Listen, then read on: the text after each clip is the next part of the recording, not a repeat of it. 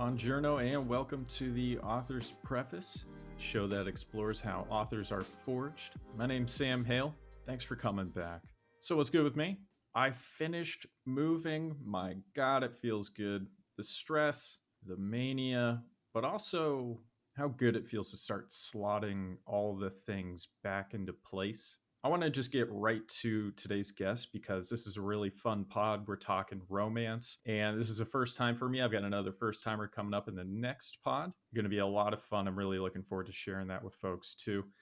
Real quick though, if you're liking the show, you want to support me, you want to get heads up on what'll be next on the Author's Preface, Samuel Hale on Patreon. Look for the profile that says author and podcaster. I've got some tiers, but if you just want to do a custom amount of like $1, honestly, I would really appreciate it. But if you're also liking the show, you can check me out on Twitter, Instagram, Facebook at Sam Hale. Yeah, Hale. Anyway, I just want to get that stuff out of the way. I always forget to do this. I'm terrible at marketing. It's never really been a priority. You can just look at the amount of reviews for the show and tell that's the case. But hey, if you'd like to leave a review, say on iTunes actually, in terms of demographics and analytics, when they get positive reviews for shows, it really does make a difference. Same with Spotify. So if you've been listening for a while, why don't you give that a 5-star or even a 1-star and just let me know what you like or dislike. That works for me. I'm a writer. I can handle it. So who am I talking to today? My guest today is Liz Leiby. Liz is a romance author. She has 2 publications out, Love Again, as well as her most recent publication, Deja Vu. I read and thoroughly enjoyed Love Again in prep for the pod. Liz has a BA in theater from Birmingham Southern College. Took me about 8 takes to say that right. So just take what you can get. She's into yoga, baking, and reading. And if you'd like to check out more about Liz, Instagram and Twitter, she's at Liz Leiby Author. Leiby spelled Leiby. What did we talk about today? The overlap between theater and writing. I have so little experience with theater, so this is pretty interesting to hear how they Venn diagram, if I'm going to verb that noun up. The cat who's carving up his toys while I'm trying to record. Bro, for real? Anyway, the difference between women's fiction and romance. This was cool. I had no idea. I've had a women's fiction author on, Barbara Hinsky. That's pod number 2. Check it out. She's fantastic as well. But I had no idea there was this distinction there. Pretty interesting. I love the nuance. This is all news to me. And then romance tropes and stigmas. I think Liz did an excellent job of dispelling certain stigmas. And then the most important thing we talked about was cheese, and more importantly, cheese puns. Anyway, this is a lot of fun, great conversation, a lot of cool stuff to go over here. So without further delay, I bring you Liz Leiby's preface.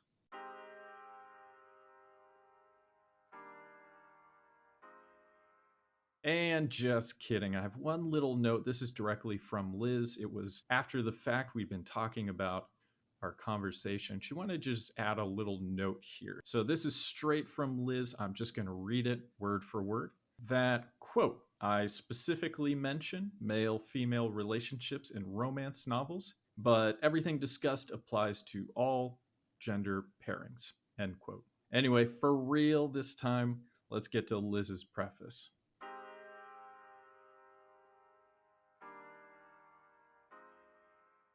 Okay, and I'm here with Liz Leiby. Liz, how you doing today? Good. How are you? Super duper. Thanks for asking. You are the first romance author on the show. So first off, congratulations. This is a really big deal in the writing community. I don't know if you know this or not. This is something I've been looking forward to because with all the genres that I'm not as familiar with, so really anything that's not fantasy at this point, right?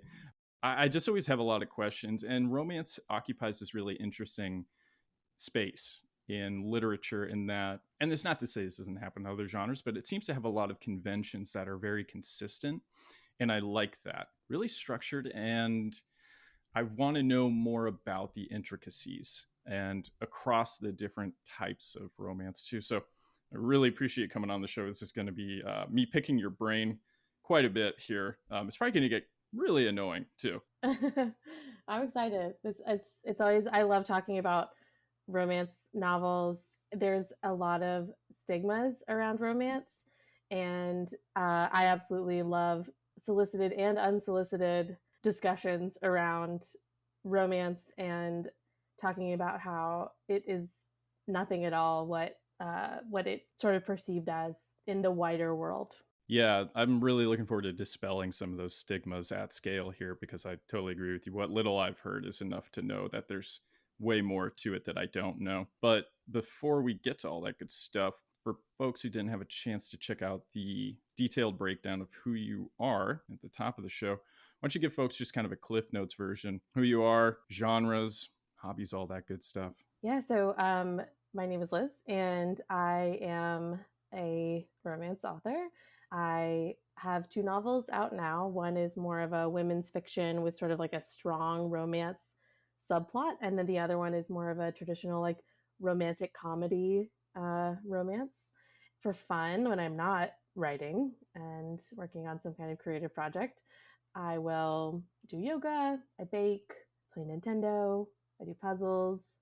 So just I'm sort of what I consider like a serial hobbyist. I just sort of dabble in I'm knitting in a corner, like I've got fountain pens, like I've just got like a little bit of everything going on, and I like to use all that to sort of fill my creative wells. So that's a little bit of me. Cool. You talked about Nintendo, and our mutual acquaintance Joshua Scott Edwards and I went pretty hard on video games when we were chatting, so definitely be bringing that back up. But before we get to all that good stuff, let's get right into your preface.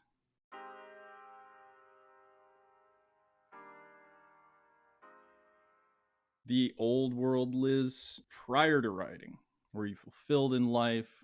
Did you feel like something was missing? Where were you prior to writing? So I was a theater kid for, I'm going to say mainly high school, college, but certainly you could like look back at those early years of my life and see the little performer that I was. I'm a middle child, so whatever you believe about birth order, that like middle child syndrome of like I want that attention. Same here, middle child as well. I get it. Oh, so see, look at that. You get me on the soul level. So, I mean, like when I was in church, like I did all the church plays from like very young, and I was in like choir. So I think I have always been a creative in some capacity. When I got to high school, certainly I like got involved in theater and did all the plays that I could, and decided I wanted to be a theater teacher. But I didn't want to necessarily go to school for theater education. I wanted to get my theater degree and then go on and get teacher certified. So I went on to get my theater degree. I did not get teacher certified, but I did spend 4 years in at a small liberal arts college in Birmingham, Alabama. And I did a little bit of acting, but I really loved light design and directing. That was kind of my jam. And so when I left college, I didn't have anything going on creatively. I went into like ministry school and then into church ministry for a little bit. And there was like a period of time there that I did nothing creatively. And so I think while I was in theater, and I only see this in retrospect, while I was in theater, I was super fulfilled and had some really amazing professors in college who were very yes and I don't just mean that in like the improv sense. Yeah. I mean that in like they encouraged curiosity and they encouraged creativity, and there were absolutely no wrong answers. And as weird and wild as you wanted to be, it was celebrated. It took me a number of years to realize how like precious that environment was, but as I like become older and sort of like discover more about myself, I realize how that college version of me that was in theater and in that sort of creative environment, how absolutely essential that was to like my soul. So I did, when I eventually discovered writing, it did fill that void that I had before. So I would say that like I've always been a creative person, and the only thing missing prior to writing was like the period of time where I wasn't doing anything creative. Is there an overlap between theater and writing? I don't know. You mentioned directing.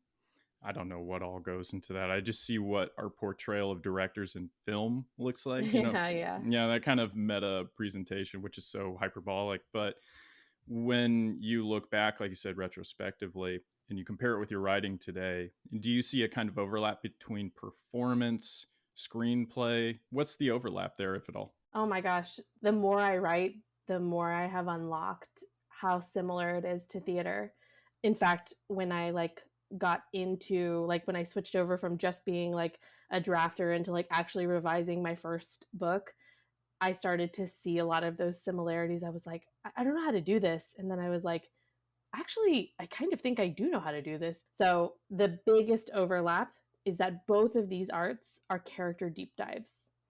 And when you're acting and you're just playing one character, you're deep diving into that one. When you are directing, you are deep diving into all of your characters. Writing is actually so much like directing. It brings me so much joy. When I realized this, I was like, oh my gosh, mind blown, level unlocked. I understand now, because directing is you get a script and it's just the words.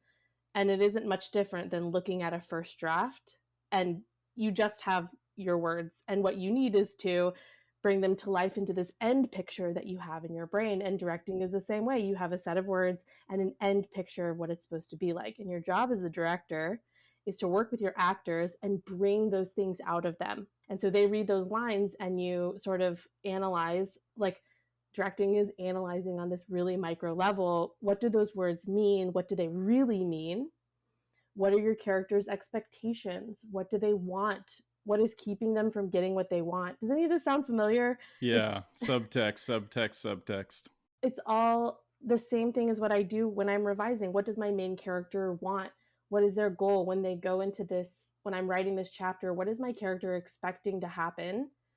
And what gets in the way of that? And if you understand how to deep dive into a character in theater, it's carrying that over into writing is actually, it's very exciting. It's very, very similar. It's surprisingly similar. And I also would say too that I'm not sure, if you've been on deadline, even a self-imposed deadline, Yeah. You're getting to the end of that deadline and the 2 weeks before are just kind of hellish, and you're eating chips for dinner and cereal for ice cream lunch. breakfast. Yeah, it's a lot of that. In theater, that's called tech week.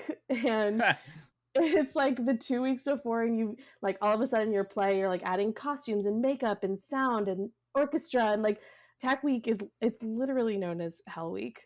I was talking to a friend one time when I was revising. I was super burned out, and I called her and I was crying, and I was like, oh, this is terrible, this is so hard. She was like, listen, you're not in tech week yet. You are still in rehearsals, and you do all this drafting and you can kind of take your time, and then you get right to deadline, and it's okay, it's crunch time. And I understood that. Again, I've taken all this contextualized theater things, and I've been able to sort of apply it into my writing life. And so I warn people when I'm on deadline, when it gets to that 2 weeks before, I'm listen, you're not going to see me. I'm surviving purely out of spite, dry shampoo and caffeine. That is me right now. And so there are endless similarities to me, which made the process of sort of becoming a writer more accessible to me. She's a good friend of mine. She's also a theater kid. I think she's still a theater kid. We all are. All of us at heart, we are all theater kids. I think you always were, even before you were born. It's just sort of ripped out of the ethereum, and then, oh, I'm still this thing, or I've always been this thing. Yeah. Yes. She loves Les Mis. I've only seen, because he's my man crush, Hugh Jackman, in the latest iteration. I am profoundly ignorant of theater. It's kind of embarrassing that somebody who tells stories has a pretty impressive dearth of unknowledge, we'll say. I've been making up words on the pod. I'm going to keep it going here, but I like that. Thanks.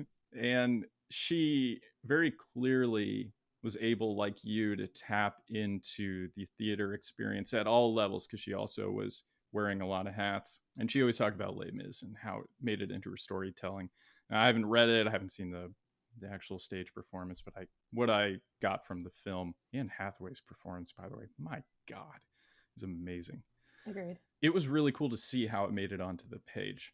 So I wanted to ask you, what's your favorite play, or at least one of, and why is that? Because We don't have to tie it into writing in particular, but why that play, if you have one off the top of your head?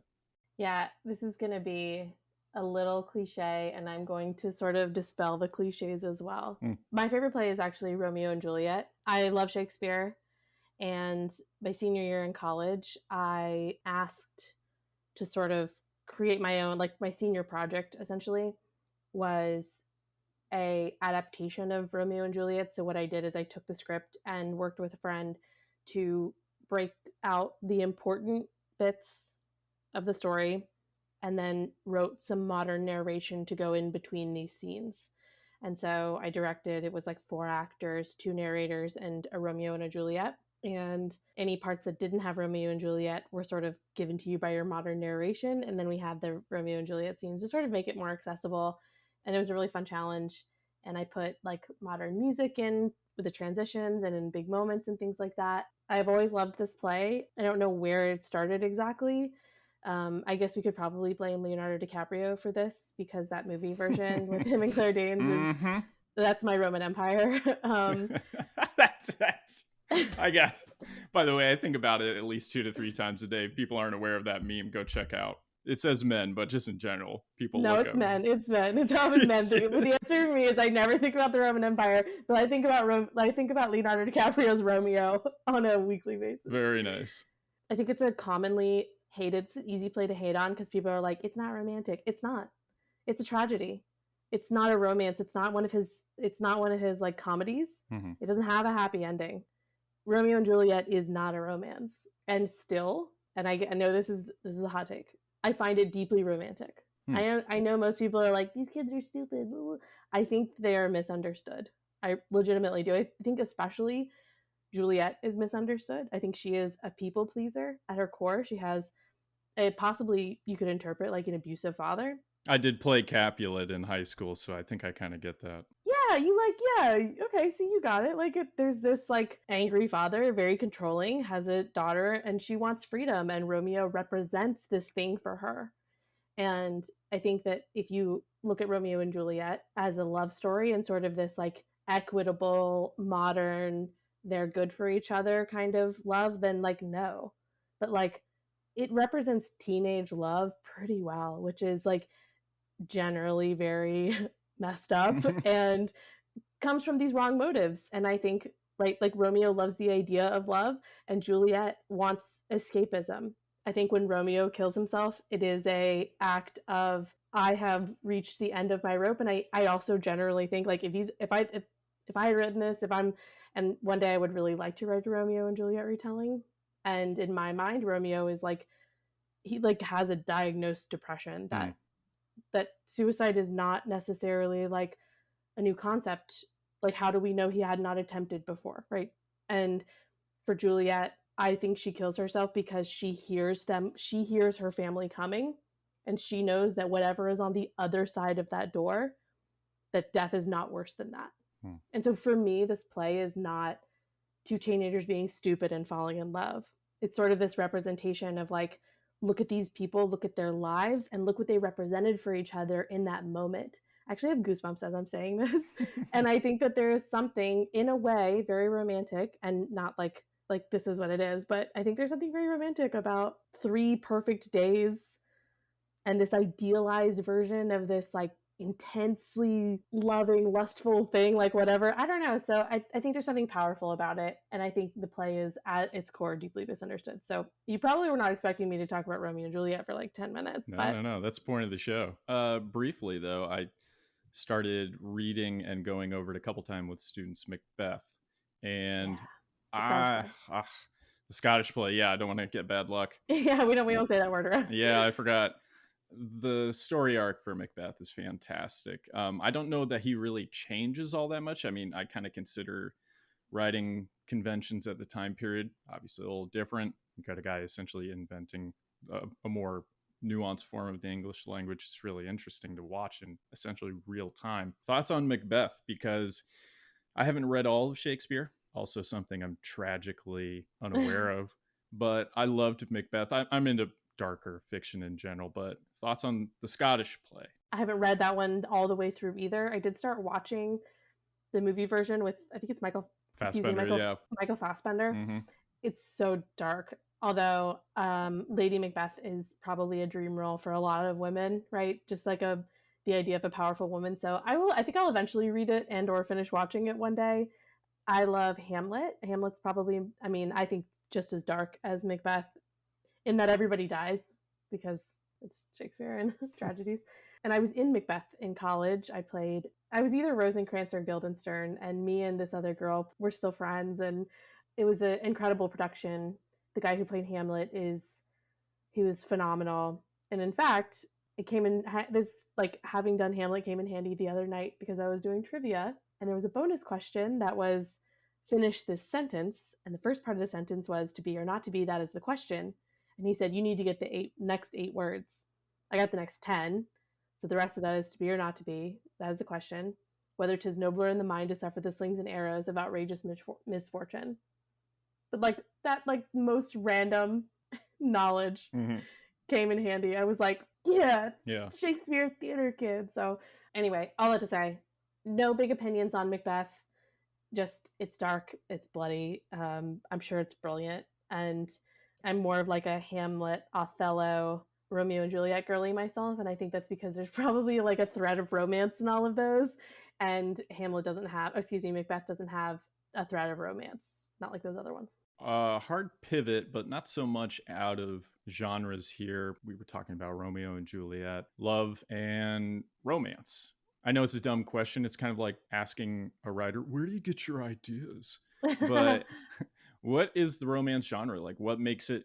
You mentioned you sort of toggle between women's fiction and or romance. What's the difference there? Because I've spoken with authors like Barbara Hinsky, who writes women's fiction, but I'm talking with you write romance. Obviously there's the Venn diagram there.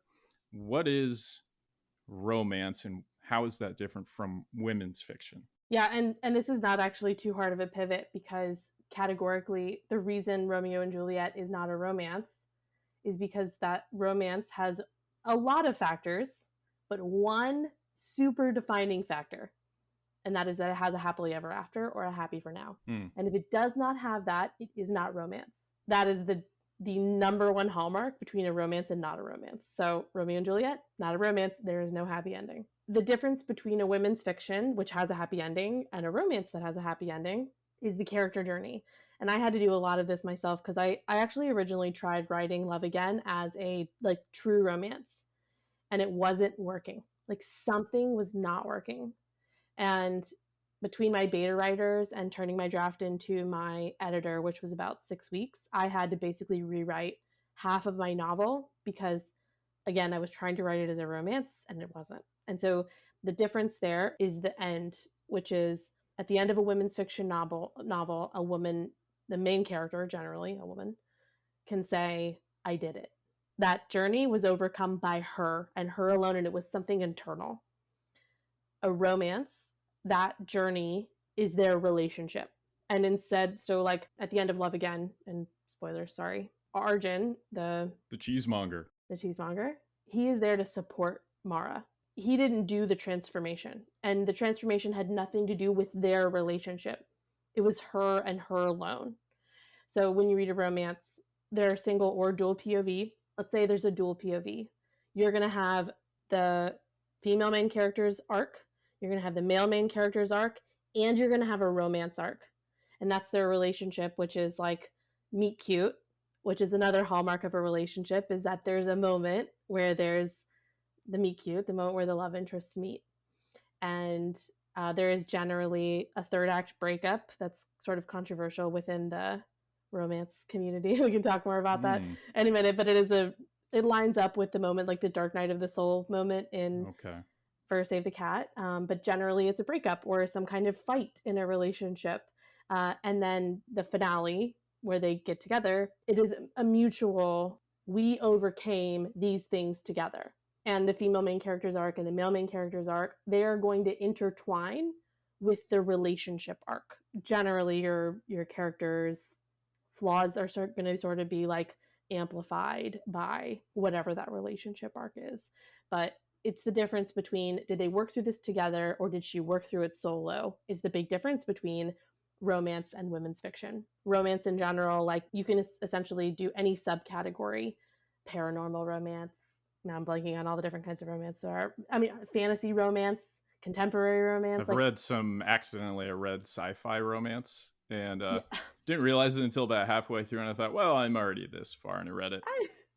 What? Why not? Why not? Yeah. All of those things, they're going to have a happy ending. If it's a romance, you are guaranteed a happy ending. And that is why people come back to romance over and over and over again, is because we know how it's going to end. And we want that. We don't want to be surprised. And generally, there is like a bit of predictability about it. But the beauty is, like, is this author making it fresh?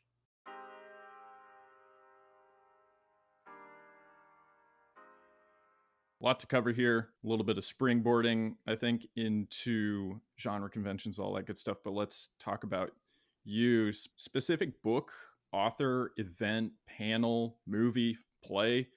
What got you into writing? What really inspired you to think this is something I'd like to do? I am a lifelong reader. I taught myself to read when I was 5, like before I went to kindergarten. I would like pick up things and show them to my and hold them out to my mom and sort of like ask how to pronounce words and things like that. So that's sort of what I mean by taught myself to read. Like I was just a curious kid and I loved words, and my mom read to me a lot. I have a really precious copy of The Hobbit, which is my favorite book. I was gifted by like a family friend. It's the illustrated version by Alan Lee. I think we have the same version. I'm sure it's got like a green cover, like on the inside, a little gold smile. Yes. That's it. Yeah, it's like annotated, has all of his notes and collaboration. Yeah. Yeah. My mom and I read that together when I was 9, and it is sort of cemented in my mind as like the moment I was like a very precious moment. So I have a Smaug tattoo actually, like cool. Sort of based off of that. So lifelong reader, and it never occurred to me to like add to that collection of books that I was reading, right? Sometime in 2014, I heard about NaNoWriMo, and it was like a little spark in my brain. And I remember turning to a friend. We were sitting in the car, and I said, I think I'd like to write a book one day. And he goes, you should do that. And so I signed up for NaNoWriMo, and then I just tried it. It really was, I wish there was something more interesting than that, but it really is as simple as it's sort of this idea planted in my brain that I could write a book. And I thought, I mean, okay, yeah, like why not like read a book that I would want to? I think what's that quote that like if you don't see it on the shelves, book you want to read. Yes. I think that quote sort of like stuck in my brain. And 2014 was the year that there's a lot of dystopian, very popular dystopian, right? Like Hunger Games, The Maze Runner, Divergent. And I was like consuming those books like air. And that, I don't know, something about the right combination of things. And I have a feeling my brain was kind of, I'd been out of theater for about 3 years by then. I have a feeling that my brain was kind of like looking for something to latch onto. And I heard about NaNoWriMo, and it just sort of sparked a little like pilot light came on. So we'll definitely come back to Nano. Controversy alert. We've been talking in back channels about my hot take with Josh, and we'll definitely revisit that. But I want to talk about the genre you're currently writing in. Fantasy to romance. Interesting transition. Makes sense in a lot of ways. Sci-fi to romance, actually. Sci-fi. Okay, I'm sorry. I've never claimed and will not be writing fantasy. And my fantasy friends listening to this are laughing because I hate world building. So. Oh, I think world building happens in every genre, though. What do you think? Yes, it's true. But for romance, I don't have to make anything up. Mm-hmm. Generally speaking, like I did make up a college for one of my books, but I could base it on a real thing. This is why I write historical fantasies. I have a lot of it already done for me.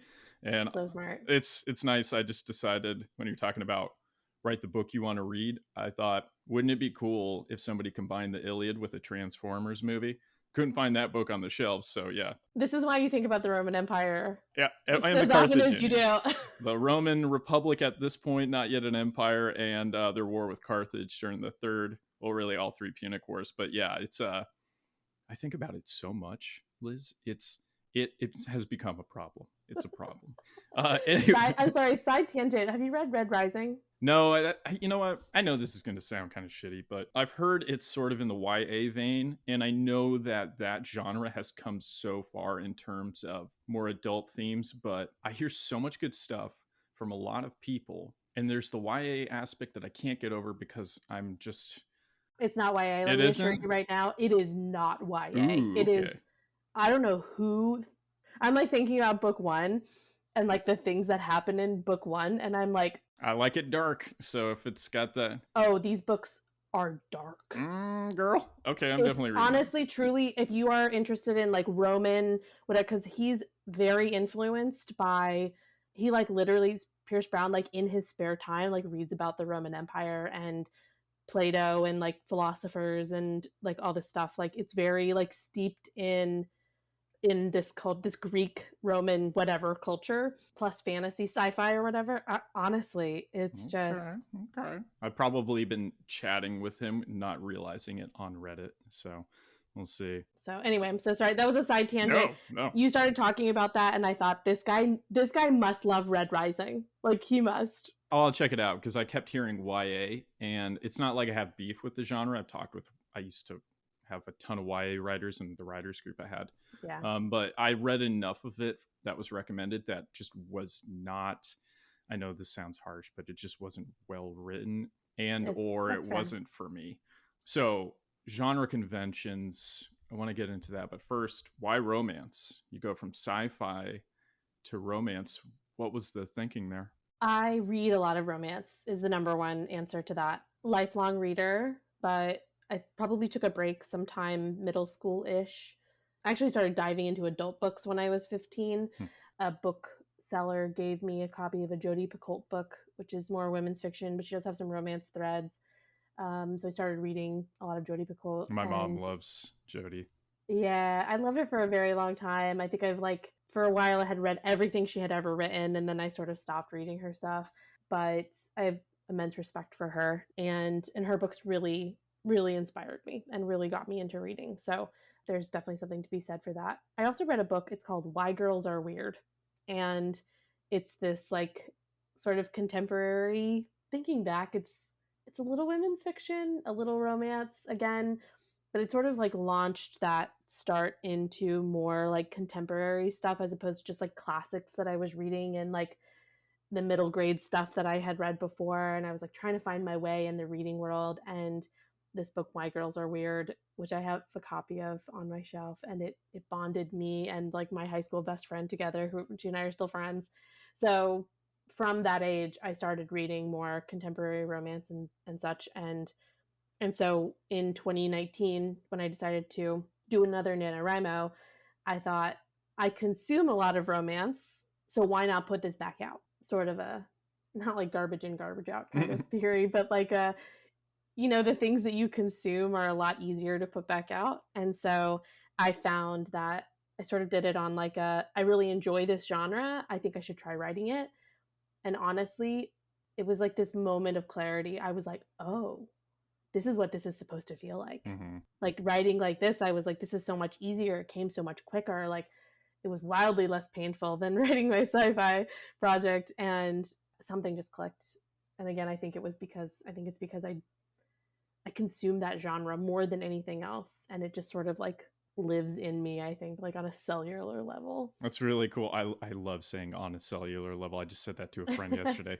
You and I, we're on the same page here. Absolutely. I totally get it. When I first started writing, I went into sci-fi, which I've always loved. I mean, sci-fi for me is a great way to put your finger on the pulse of society in any given moment Yes. because it talks about the priorities and how we might address or not address them. I think sci-fi is uniquely equipped to talk about society. But then I sort of jumped over into fantasy and yeah, it clicked. I realized, whoa, I've been writing in the wrong genre. Yeah. And then I started going, well, I'm really into ancient history, specifically in the Mediterranean basin. Why am I not just writing historical fantasy? Because I've heard people writing this. I haven't read it yet. Why don't I just do this? And when that finally clicked, it was, like you're saying, it was just magical. I went, oh, this is the thing I'm supposed to do. When Yeah. there's a kind of ordained feeling. It was a real moment. I get it on the cellular level. Yeah. Yeah. So let's get into romance proper here. Genre conventions. We were talking about at the top of the show. And again, every genre has conventions. I could talk about fantasy and the world building and certain kinds of character arcs and subversion, blah blah blah blah. What about romance though? There are different types. You've helped me in back channels understand that there are different types of romance. I've used different terms. They're more crass. You can listen to Josh's pod with me if you want to hear it, but you corrected me, and it's romance that's either open or closed door.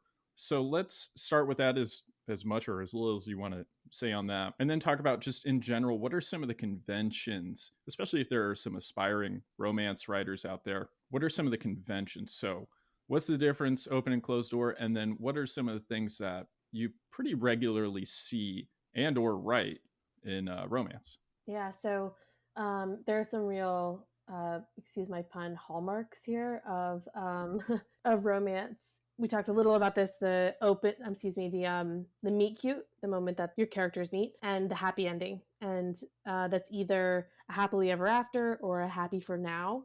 But there has to be a happily ever after, otherwise, it is not a romance.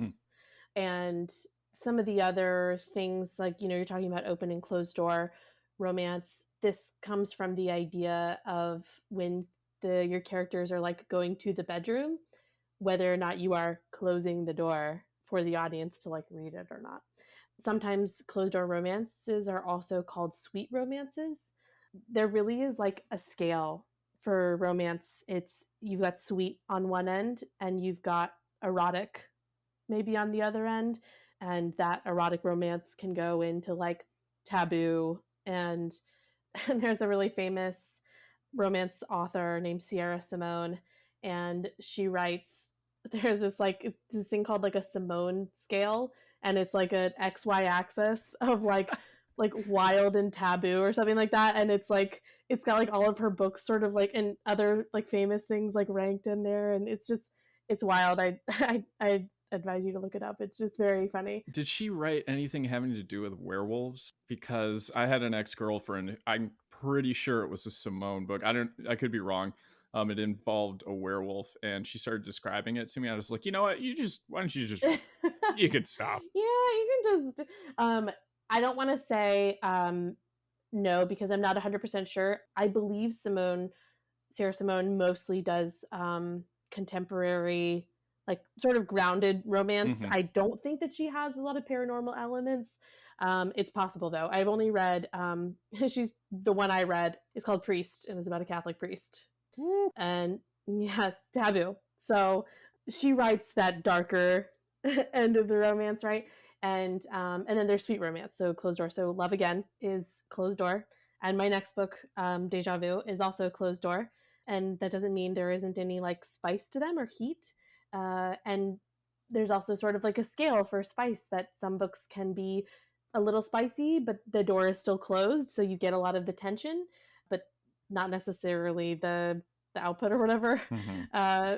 And then some books that are super spicy, open door, and they're just they're like way on that other end of the scale. So that's certainly an element to consider in romance. Is there just kissing? Is there more than kissing? And advertising that is important, because readers are looking for that. Some readers they don't want to read open door romances. And so if you go on Amazon and you search romance, you're going to see things like sweet romance. And you can often tell by the cover, but not always, because now they will put cartoon covers out, and it will be the dirtiest things you've ever read inside those books. And you're like, I was not anticipating that. It's actually really interesting to sort of think about covers. And as we're talking about romance, right? Like, you have to think about, like, traditionally speaking, romances they were like these ripped bodice covers, right? There's like a topless Scottish man, Fabio. The Fabio cover, yeah. Yeah, and that was the romance genre for many, many years. And that brought a lot of scorn, right? It's writing off women who read these as small-minded. It's oh, these silly little romances. And really what's between the pages of these books are women having agency. It's books focusing on women's pleasure, which arguably you don't get a lot of in like traditional hetero relationships, right? There's a lot of conversations around that. And for like traditionally speaking within the romance genre, and I'm not a big expert on this, I actually heard this from another podcast, Fated Mates. They just had a really good conversation around what romance books have done for women historically. And so you're looking at these covers and you're like, oh, that's silly. And between those pages is actually women self-actualizing. Like seeing powerful versions of themselves in these stories. So the fact that the covers have evolved to something a little more palatable for public consumption is, you could argue that it's like, on one hand, it's great, it's making people more comfortable to sort of like publicly read romance, and it's giving a little more like outward respect, and I'm putting that in quotes, to the genre. And also it's a little misleading because you go to pick up this book and you're like, oh, this is going to be very sweet, and again, inside are the dirtiest things you've ever read, and you're like, look at this cartoon cover, like, yeah. What? So it's important to like label these books, and like when you're like marketing them to readers, like telling them what to expect. This is closed door, this is open door, like here's the what you're going to expect in the pages of this book. So I know that sort of is the tangent of talking about conventions, but it is, the topic of sex is huge in the romance community. It's intertwined when you're talking about these books, whether it's the lack thereof, or is this represented in the pages in it. I wanted to come back to that. I'm thinking about I Can't Believe It's Not Butter, because we were talking about Fabio, because he was a sponsor for that, and we're talking about bread and butter of genres. This is where my brain goes. Okay, yeah, no, I like that. I like that.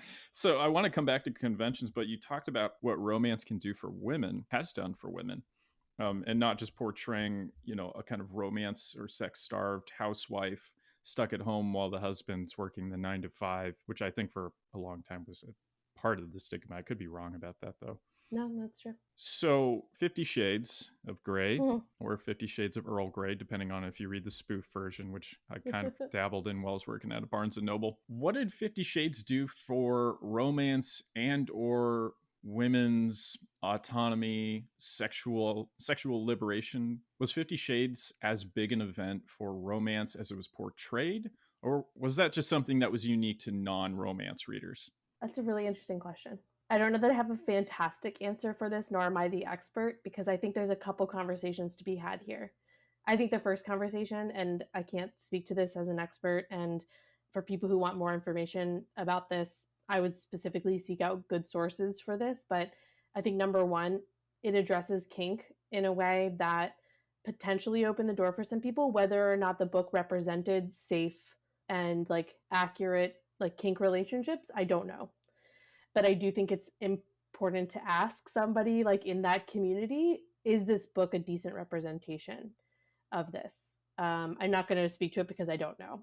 But I do think that it is an important part, because having things like that represented well. So not a book, but a TV show. It's called Bonding.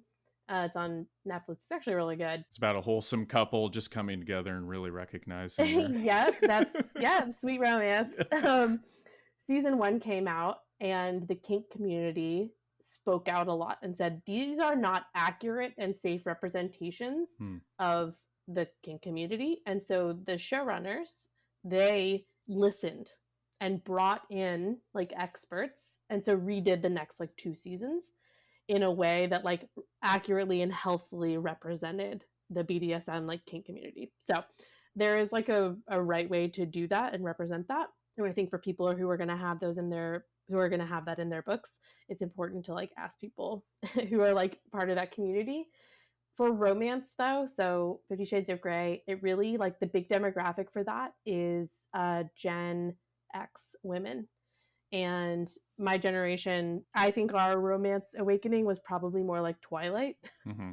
But I do think that 50 Shades of Grey, I guess you could say that in a way it gave women, like most women were not shy about saying, I love this. And arguably, maybe, could be a really defining moment for women to say, yeah, I'm reading something dirty and I don't care. And owning that part. So I guess in a way, like 50 Shades was sort of like especially for this generation, a way of sort of like owning, yeah, I read these kind of books, like it is what it is. For me, 50 Shades is one of those books that gets non-readers into reading. And it shows people that sometimes it's just the right book. And sometimes it's not like that you don't like reading, it's just that you got to find the book you connect with. And if people are connecting with like Christian Grey and like this supposedly Twilight fan fiction, which is like what I heard it started as, like, yeah, it's a pretty wild story. Yeah. Do I think that that book is like the best representation of the romance genre? No, I do not. But if it's the catalyst, if it's the door opener, awesome. Yeah, I totally agree with you. And I can go weeks sometimes without reading anything because I haven't found my niche at that point. But yeah, I think if it's getting you into reading, it's almost always a net positive for society, because there is nothing like a good book. It just, there's nothing that can touch it yet. Maybe someday that changes, but in the same sense, there's nothing like a great play or film. Nothing approaches reading a book that you are absolutely in love with, or a series. It's a fantastic experience. Coming back to genre conventions, I have a lot of questions. This is a lot of fun so far, Liz. I'm learning, legit learning here. I learned good too. GUD good. Yeah, you learned so good. You're learning so good. I am a teacher, by the way. This is yeah. I don't let the kids listen to my show. Can't. Yeah. Genre conventions. We're reading something. Let's say it's meet cute. The sort of things you're writing. I don't know if you qualify yours as meet cute, but I was just gonna say, I'm so sorry to interrupt you, but there was one big thing I wanted to talk about, which you cannot talk about romance without talking about tropes. Yeah, let's do tropes. Tropes are honestly, like, they define the genre. We're talking fake dating, slow burn, enemies to lovers, which really is rivals to lovers. I don't think you can have true enemies to lovers unless you're in a fantasy novel, and that's a hot take. But me and my writing, I call her my writing wife. She's like my critique partner, Sheila. Hi, Sheila. Hi, Sheila. I know you're listening. Yeah. She and I talk a lot about how enemies to lovers isn't true enemies to lovers, probably unless you're like in a fantasy world, but in contemporary, rivals to lovers is the better kind of phrasing. The one bed trope, secret identity. Secret identity. That's topical. I do. You know what? I've now used that trope twice, and I'm starting to think I have a pattern. I need to stop using it. Yeah. Well, I mean, when you're talking about tropes, we are talking about conventions. So yeah, secret identity, and there's some more. And I'm sorry, I keep interrupting, but this is really interesting. Okay. Mara is the main character in Love Again. She's an artist, but she functions with a nom de plume. You know, she's got a pen name essentially. And a big part of this story is her going from anonymity to, I almost said coming out. Is a version of that. Yeah. So there's a version of that. So what is the attraction with secret identity for you, and why do you think it's an effective way of telling a romantic story? Oh, that's a great question. Because I also have a secret identity in my second novel, and that's the male main character he was wearing a mask. They kissed at a party. And he knew it was her. She had no idea it was him, and he keeps that secret. I think for me, it sets up really nicely for the moment when the other person finds out. Generally speaking, whatever the secret is that this person is keeping is probably not a unforgivable offense. Mm-hmm. I think secrets mostly people who keep secrets, generally, it has more to do with them and their feelings around the thing that they're not sharing than it does to do with the other person. And so it sets up a lot of internal conflict of, do I say something? Do I not? And if I don't, can I still be seen as, like, can readers still see this character as sort of like a redeemable character for hiding this information? And do you believe why they're hiding it? And I think it sets up for a lot of really good internal dynamics for the character, but the reading experience as a reader, you're sort of watching this person struggle, and it can be frustrating. I think it's confused a lot with the miscommunication trope. But to me, the difference between like a secret identity trope and a miscommunication trope is that in a miscommunication trope, the character will like reveal the thing, or they will like say one thing and it would fix the whole situation. But generally, when a person is keeping a secret, it's because they know that when they say the thing, it will actually cause just as many problems as if they don't say it. And they tend to think, if I don't say this thing, I can avoid conflict, when really what you're doing is pushing off conflict and creating more. So I think all of those elements are what keep me coming back to the secret keeping. Is it's like rich with conflict, it's rich with internal, external, and again, like for the most part, what this person is keeping, it's like fine, but it's a forgivable offense. And so when the characters get together at the end, you're not like, why did she get back with that person? Like they XYZ and it's unforgivable, right? Like generally it was like, for Mara, she kept the secret and it had nothing to do with Danny, the art shop owner, with Arjun, the cheesemonger, right? It doesn't have anything to do with them. It has everything to do with her own feelings about painting and selling under her own name. And it does affect the people around her, but it's really about her.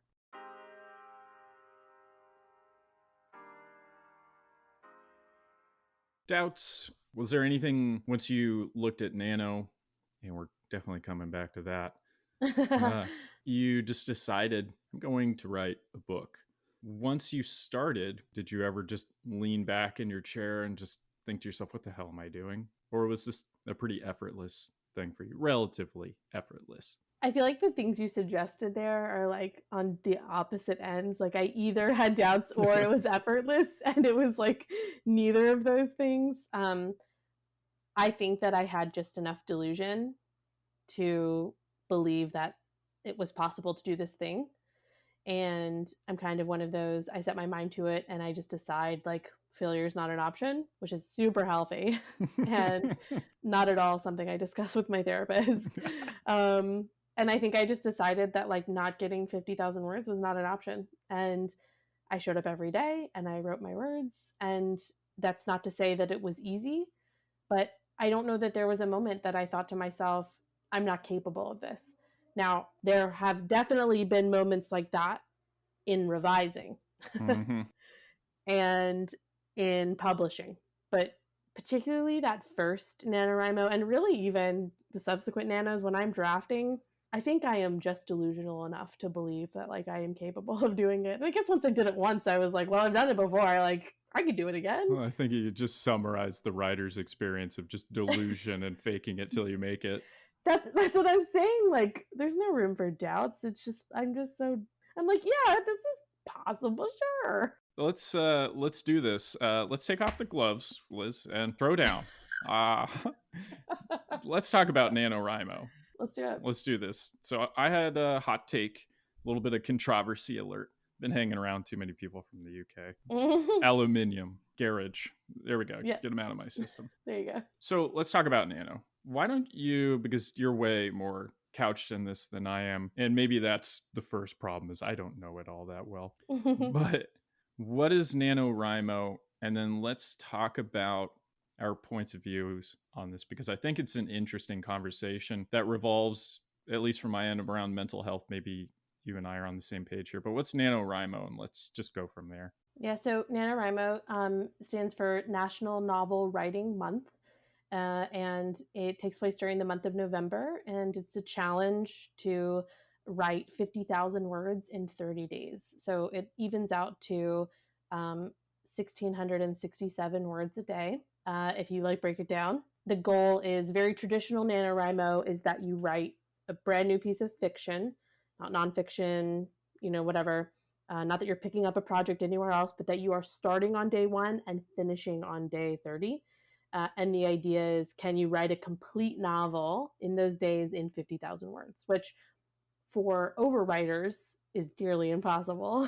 For underwriters like me, I sometimes am like, I need more words. I come out with 50,000 words, but 2,000 of them are just in a trash folder. And the actual draft is 48,000, which again, my writing wife, Sheila, is always like, I don't know how you do this. Where is your story? So it's bare bones. Now, Nano's kind of evolved that most people are just trying to hit 50,000. They're not trying to finish the book. They're getting maybe halfway or a third, 3/4 of the way through a book. A lot of people are bringing in old projects. People kind of do what they want now, but very traditional. I don't know why I just sounded so Canadian right then. I lived in Alaska for years. It kind of rubbed off on me. You didn't even hear it. No, I really didn't even notice that. a lot of people come in now and they will pick up in the middle of a project. They'll have started the project before Nano and are coming in. I go pretty traditional every year, kind of my personality type. I just am like a rule follower, and I'm like, these are the rules, so I follow the rules. So I do a new novel every year, 50,000 words, 30 days. I'm starting to feel like a bit of a psycho because I have a chapter that's 42,000 words. Excuse me? Yeah, it's a problem. That's just a book. That is a book. Yeah, no, I have multiple I call them, paradoxically, I call them my fast chapters because you do a ton of head swapping between an ensemble cast. And it's a lot of fun, actually. They are a lot of fun to write. They're hellish to edit, but the writing itself is a blast. But yeah, I've got multiple chapters, 25,000, 30-ish, 40. There's about 4 or 5 chapters in the book that are like these in a 5-act structure. These are the moments if we're looking at the Save the Cat beats. Like a Tower of Power. There's the last chapter's a Tower of Power thing that's, I think it's about 45,000 words. I'm an insane person. This is not healthy, by the way. God. Well, this is kind of, let's just dive into it. This is one of the things I have a really mental health is the lens that I look through a lot of things through, because it's just it's been a priority for me because I haven't managed it well in the past, and now that I've had a pretty serious mental health episode that was in like 2020, I think, after that I recognize how important it was that I maintain mine and have good sleep hygiene, better diet, blah, blah, blah. And so when I first started hearing about Nano, I thought to myself, and this was years prior to when I started getting like real mental health stuff nailed down. I thought, man, that's kind of a recipe for disaster for someone like me, is the qualifier there. Because, and this is the conversation Josh and I had, and he wasn't 100% on the same page with me, which is great. I think that's a good thing. That Nano reminds me of a New Year's Day resolution, like diet or fitness routine or quitting smoking, you name it. And I think the underlying premise, what I was going for when I was talking to Josh about Nano, was that a lot of people set themselves up for failure because they haven't spooled up, they haven't gotten a walking start to the idea of writing 50,000 words in a month because they've never written before, or maybe they have, but they just they haven't found that structure, that habit that allows them to be productive, but also stay sane. So that was the underlying premise. And what happens is you have that rubber band snap. You just stretch it out. And then when it snaps, it hurts. And that was one of my concerns, was people might experience that. And it was as a result of that snap, maybe have such a bad experience that they never write again. Or if they do, it's in such a limited capacity that they don't ever get to tell the story that deserves to be told. Now, I know that's a very dogmatic way of looking at it. And again, that's just my lens. And it's one of the reasons I talk with authors regularly, is I need to have my prior assumptions debunked and kicked in the butt. So that's my controversy alert. That's my hot take. Please prove me wrong. Yeah. So let me start by sort of saying that I totally see this perspective. And because I started as like a nano writer and then sort of transitioned into year-round writer, I see the way that nano patterns have worked their way into the rest of my process to my detriment. So I will set unrealistic goals for myself all year and then kill myself to reach them. And you could arguably say that I learned that in theater, and that maybe that's why I am able to do this. Like every January, the college that I went to put on a play in a month, and we would show up at school on January 3rd and put on the show on January 31st. Wow. And you spend 9 hours a day in the theater. It's like an e-term thing, but you do a play in a month, and you build a set, and you learn your lines, and you literally put on a whole production in a month. And so I don't know that like nano was too terribly like a stretch for me. If anything, it may have felt a little familiar to sort of that high-paced environment in the theater. And then obviously like there's shows that you take 6 months to prepare or longer, whatever. But there is always a crunch time. And I think that there's something about that pattern of going really hard and burning yourself out that is not sustainable. And I'm actually re-examining my own processes right now because I tend to go really hard for like 6 months and then rest really hard for 3 and then go again. And you know what I mean? So I'm sort of learning these ebbs and flows. And so I will say that people switching from nano writing to year round writing can find it really difficult to write at a slower pace because you're sort of used to doing this like insane goal in an insane amount of time. So that's sort of the one side that I see that agreed that this can set up some really unhealthy expectations, patterns, all of that. And it is only a month. And I think that there's something about saying I'm going to do this very intense thing in this short amount of time in 30 days. And so people in my life know that I'm not available in November. If people want to hang out in November, we're scheduling it around my word count. And everybody in my life is so respectful of this, and they will sit with me when I write, and they know that like if I'm saying yes to something that's an all day thing, I'm gonna make up for it with words tomorrow. And my friends will check in on me. They'll be like, "Don't you have to write?" Like, and I'll be like, "Yeah, but I'm gonna do extra words tomorrow," or something like that. So the number one thing I tell NaNoWriMo writers is, if it's your first time, is to sort of like clear your social calendar and sort of commit to like letting this thing be your free time activity. I like encourage people to like prep meals so that they have like healthy meals to eat. And I'm actually going to be doing that for myself. Like I'm going to do a big like Trader Joe's haul so I have like stuff in my freezer to like easily get to. So some of it is like setting the expectation for the month, and that you are not trying to do NaNoWriMo and like 1,200 other things.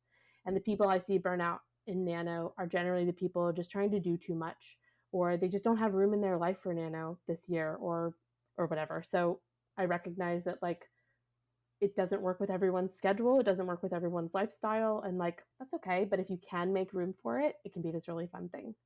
The other thing that I want to say about this is that I think if you're doing it alone, it's a lot harder. So I served as a municipal liaison. This is how Josh and I met, is because I was the ML for Montgomery County, Pennsylvania for 4 years. And I led write-ins, and you're kind of there to like answer questions for newbies and host write-ins for people, and in person or virtual. And my first year was 2019. I did it in person. And then certainly I was the ML through the pandemic, so a lot of virtual stuff. Having a community of people, I think, is vital to doing NaNoWriMo. I've seen people get their daily word counts in an hour. And you're just sort of like writing a ton in an hour and then you're done. I've also seen people like, you know, sometimes it'll take me like 3 hours to get my word count. Words aren't always coming very quickly.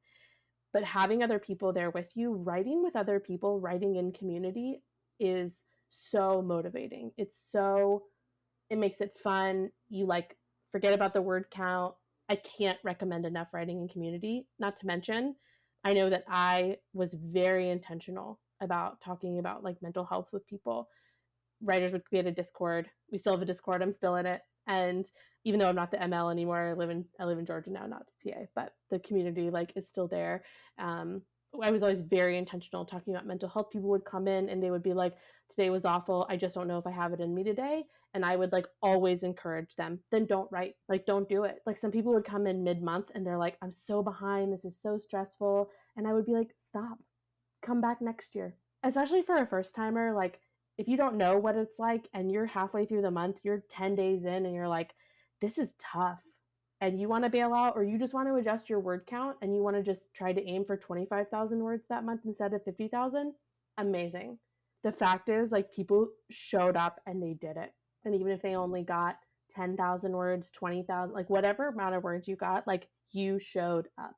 And to me, that is the point of NaNoWriMo, is like showing up, is doing this thing, this like, you and I are on the same page, this like that story that lives inside of you, it deserves to be told. And NaNoWriMo is a great way for people who have this story, and a little tough love here, continue to make excuses as to why they're not getting it down on the page. And the fast pace of NaNoWriMo keeps you from going back and editing. There is no time. You just have to put words on the page. And at the end of the month, you have 50,000 words on a page. or 20,000 words. And that is more words than you had October 31st. And so to me, it keeps you from going back and editing. You have to just get words down. And for some people, it will just get the story out there and on the page. And if people just did one NaNoWriMo their whole lives, that is fucking amazing. Mm-hmm. Even if they didn't get the 50,000, even if they just had a story idea and they started it and they sat down and they showed up. Because for so many people, that's the problem. And I think that the point of NaNoWriMo is to shepherd in people who have a story to tell and to say, you are capable of getting the story down. Do you know how many, I mean, I'm sure you hear this all the time. And being a published author now, I mean, if I had $1 for every time somebody said this, I could pay for editing my next book. I don't know how you do it. I could never write a book. And I call bull on that all the time. I'm like, I guarantee you could. People ask about like when you're dating, people are like, oh, your body count. What's your body count? My NaNoWriMo body count, the number of people that I have brought into NaNoWriMo because they say to me, I have a story. I have a sort of an idea. I have an inkling of an idea. I think it would be cool to write a story. My mother has now written 2 books. Oh, cool. Because she's done NaNoWriMo, or did she do one and start another one? She's done 2 NaNoWriMos. I have a friend who just did it last year. I have a friend who's doing it this year. I mean, I could, like, my circle is full of people who have told me, I want to write a story. I don't know if it's possible. And I'm like, come do NaNoWriMo. Just try. So I'm big on showing up. I'm big on doing what you can. I'm also big on quitting because at least you started. And you know what? You can try again next year. And next year, you're going to have different expectations. And you can say, this is what I did last year. This is what didn't work for me. And this is how I can like try again. So I love NaNoWriMo because I love the moment when somebody realizes what they're capable of. I get like high on that. Like I like right now, I am so pumped at the idea of like seeing people go from, I don't think this is possible. This is so hard. And it is hard. It's not easy. It's hard. It's also not the hardest thing that you could ever do. Right? Like you're not fighting a terminal illness. You're writing 1,600 words a day, 1,700 words a day. So it is hard and it's not hard. And seeing somebody go from this is so, I'm not capable of this, to, oh my God, I did it. There's nothing better. There's nothing better. Well, that's great. I mean, that's a much more nuanced take, talking about accommodating and modifying the process, accommodating the self. And when you're talking it helped me flip the paradigm there and realize, well, yes, I'm sure there's a subset that have decided that process was awful. I'm never doing that again. And they decide not to. I think that's actually a very small percentage. But then you're also talking about the number of people who are now doing it consistently and consistently writing books. Or even if they're not completing a book, like you said, ass in the chair, writing. I'm huge on accountability as well. That's one of the things I talk about a lot with my students, fellow writers and everything, is just show up. You know, there are very few excuses for writing. I've had days where the migraine was so bad I could barely see. I sat down and wrote and I felt amazing afterward. My migraine was gone, you know, all that stuff. You just got to get in the chair and get to work. There are few excuses in life that are legit excuses. Loss of a loved one, your job, you just got laid off, whatever. Of course, you know, the more existential level stuff, take a break. That's totally fine. But for the most part, like you were talking about a terminal illness, we all have one. We are going to die. Do you want to die knowing that you never tried? That's the Greek tragedy of all time, is never even starting. And even if you start and fail miserably, you started. You showed up. Like the worst thing, and I was talking about with my previous guest, Andrew McConnell, the worst possible outcome of writing is that you become a better person. That is the worst possible outcome. That's a pretty good deal. Yeah. Like I can think of far worse ways to spend your life after that. Yeah. We're talking about meal prep. Get ready for this transition. Let's talk about cheese for a second. Oh yeah, we can definitely talk about cheese. Yeah, Arjun and the cheesemonger, very charming fellow, by the way. Oh. Great smile. So research is a big part. I write historical stuff, so I do hundreds of hours of research. It never really stops, even after the book is done. Mara meets Arjun. He's a cheesemonger. Going into it, how much did you know about cheese, and how much did you have to research? What I knew about cheese beforehand is that I enjoyed it. And I did a little bit of cheese research, right? Like I did Google. One of the things Arjun says is live, laugh, listen cheese. I may be pronouncing that incorrectly. Yeah. But I had to Google like cheeses that started with L, and then had to sort of like test a couple out, like Limburger or like something else. And the one I chose just like fit really well. And I just saw it in a store the other day, and it made me like really happy. I was like, I know that cheese. I did a little bit of Googling on the best cheeses for mac and cheese. And I didn't do much outside of that because you probably noticed I didn't talk that much about cheese. And so I try to keep it like very high level so that a cheese expert doesn't read my book and go, what is this garbage? So same thing with painting. I did a little bit of research on painting. I'm not an artist. My mom likes to talk about how she read Love Again. And she says, I know that you did not go to school for art, but I forgot. I was like, how does she know so much? Like, did she study art? I did not. And I've been to a couple book clubs, and I've gotten asked the same thing. Am I an artist? Do I draw? Do I paint? No, my stick figures are hideous. Mm-hmm. So one of the things I did for research there is I went to Reddit, and I went to an artist like subreddit, and I said, what does art smell and taste and feel like to you? What tangible five senses do you get when you think about art in nostalgia, when you're doing art? Like what are you associating? And I had a couple people give me really good answers, like the smell of turpentine, the smell of like those pastel crayons from art class. Mm-hmm. Somebody described a couple things, and it was like super helpful. And so I did have an artist friend read my book, but she was a beta reader, and she gave feedback and said the art stuff is really good, except that most artists don't refer to paint colors by their Crayola names. And so she like gave me a website to use to like refer to paint colors. So I had some help along the way, and I generally find that other people are my favorite resource for bringing things to life that I don't know as much about. Oh, it was so Gouda. I loved it. Everything about it.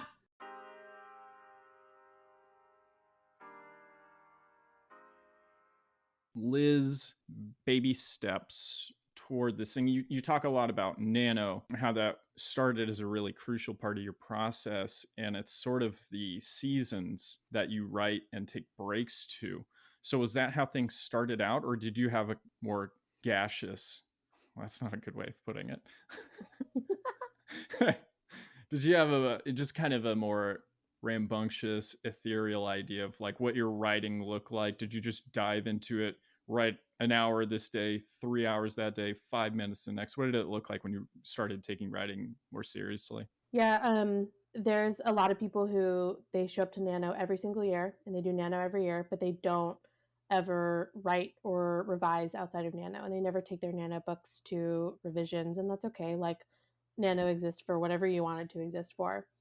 And I think one year I just decided, I did 2019 Nano, and then in 2020 I decided that I wanted to be a little bit more serious, that I wanted to like actually revise something, because I think most people talk about it. There are very few nano writers who don't talk about editing. We spend the whole month drafting and being like, oh, when I can edit this piece of trash, blah blah blah. And then so many of us don't actually do it. So I think one year I just decided that I was going to, and also it was the pandemic, and I was like, well, I have some time. So I got a book on craft, and that was sort of the first step there. I got Save the Cat based off of a recommendation from another writer. I read that and sort of decided to be very structural about it because I had no idea how to go about it. I generally draft fairly chaotically. I go in with an idea and like some vibes and create a story out of that and kind of cross my fingers and hope it comes out. So I decided to be really structured about my revisions and learn about story structure and how can I take this project and kind of wrangle it. And, I'm talking about this sci-fi project because it haunts me. It to this day haunts me. I wrote it in 2014. I started a second draft in 2019, 5 years later, because it would not leave me alone. And so I said, okay, I'm going to wrangle it. And so I got Save the Cat. I learned the beats. I gave my story beats. And in December 2020, started doing some proper research, world building. Again, I said this earlier, but I hate world building. I do not like politics. I do not read a ton of sci-fi, and somehow wrote this very like political sort of speculative fiction type novel. I'm like, what am I doing here? And so I decided to take it seriously, though. I was like, if this story won't leave me alone, I will work on it. Like, okay, I hear you. And so I spent about 3 weeks just researching 1960s China, communism, dictatorships, just consumed a lot of podcasts about cult mentalities, that kind of thing, to sort of set myself up. And when I felt like I had enough information to really dive into my story, and I had that structure from Save the Cat, I like took the book, I created a schedule for myself. I gave myself a 4-month goal. I really tried to do it like within a quarter, and thought maybe if I can go quarterly goal instead of monthly, then that would sort of help me. And it did. It worked really well. I got a quarterly goal. I broke that down into a daily goal. And then I just showed up every day. And I took a more balanced approach. My word count every day was about 700 words. I took a break 2 days a week and found that my creative output was a little better when I would like take rest days. Mm-hmm. And so these were sort of my baby steps to like really started taking it seriously. And at the end of that 4 months, I had a real completed draft of that sci-fi project with structure and everything. But I was really proud of myself for like having done that thing. And that is still the draft that I use. Like, I'm not revising that project actively, but that draft, which was technically the third draft, is the basis of which that I'm like revising off of. And so adding that kind of structure into my routine as opposed to this sort of like chaotic intensity is what helped me sort of establish patterns that I still use to this day. I still give myself roughly quarterly goals. Deja Vu, the second draft, I revised that in 3 months instead of 4, so roughly quarterly.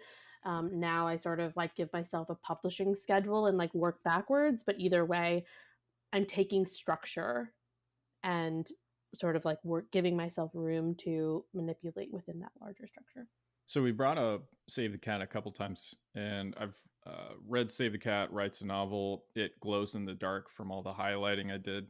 I actually got to talk with Jessica Brody? Jessica Brody, yeah. So I got to do a panel where I interviewed her and a couple other people. It was a lot of fun. She was really interesting. Cool. Yeah, she goes around and like teaches, does like seminars on it. It's really cool. She was fun to talk to. And when you read Save the Cat, I'm looking at my version with all the dog ears and everything. And I know like Blake Snyder didn't intend for it to be this sort of template that every story from Gilgamesh to Star Wars, a kind of hero's journey, Campbellian sort of thing. I didn't intend for it to come out that way, but it's hard when you read Save the Cat, and this is probably just me, it's a bit of prejudice here. It's hard for me when I read it initially not to think like, wow, they really do think that this is the only way to tell a story, because time and again in this book, whether it's Save the Cat or Save the Cat Writes a Novel, it really is portraying all stories as following these story beats. And a ton of them do. My stories do. That's fine. I love it. I love this structure because I had no idea what the hell I was doing the first time I wrote a novel. And that's why no one will ever read that novel. But how right is Save the Cat about its format being a kind of catch-all? Is there any limitations to how you can tell a story? So I am a Save the Cat enthusiast, and I recognize that it is not the only way to tell a story. First of all, it is a very Western way to tell a story. Yeah. Right? You are completely excluding indigenous storytelling. You're not considering other cultures that have different story structures. So I think Save the Cat is really great for sort of like westernized storytelling. And I think it is excellent for, as you said, like a first timer, essentially. And I also like generally when I like talk to people when I was in ML, I would like do a little Save the Cat workshop, or I would like talk to people one-on-one. Like I love that kind of stuff. I always said these are guidelines. And I have to remind myself, Miss Rule Follower, that those percentages that you're hitting are generally guidelines as well. What is it, 5% for stating the theme, something Yes. like that? Yes. And so I'll get to like, I'll be sort of structuring my novel, and I'll get to 50%, and I'm like, oh no, my midpoint happens at 55%. And Yeah.